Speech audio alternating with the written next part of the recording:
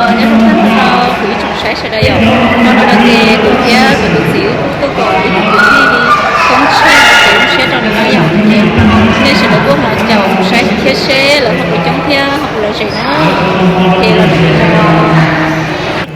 tụi cứ nó của tao chạy với tụi bắt hàng của ý xe bây giờ thì tao còn nhớ trong mà nó nên cô chống theo là sẽ cần cầu đi theo ở trong cái đi theo trong sẽ đào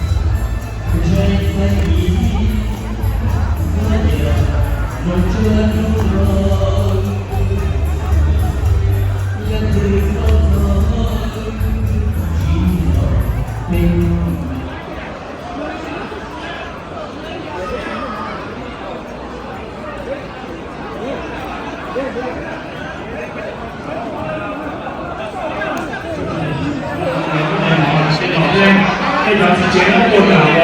過過難打多，誒過到嗰度我，或者後級冇嘢啲，後落到嗰度我咯，你打唔好即係你自套咧。邊度啲話，做呢啲高大喎，有啲高大啦，我同佢啲什麼啲咩做做呀？做做，Ready. Cái xã kia yêu muốn nó nằm ở kia yêu muốn rồi bây giờ này cái gì mà nó nằm ở tôi thấy muốn nó này. Anh cha nào có thằng nó chịu cái nhà này đi qua rồi mình có cho này à. Tại vì chúng ta có chơi mà có thằng nó chịu. Cho nó có gì kia có khả năng tầm rồi. Sự đi giao và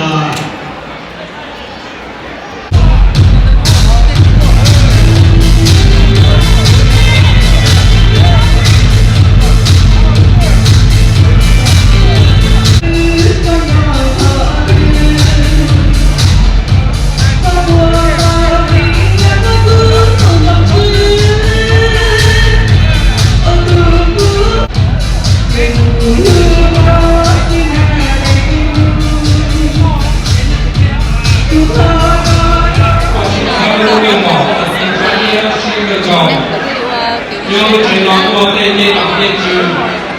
yêu chuộc họ cả ý tên như tên chùa Dạ luôn hai lời là nung nhà ai cây hạt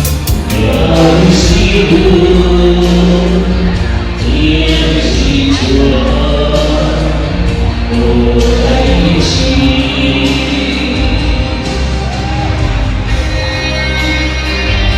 đi sĩ thế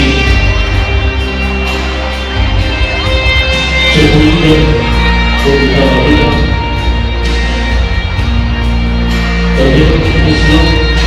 kasih.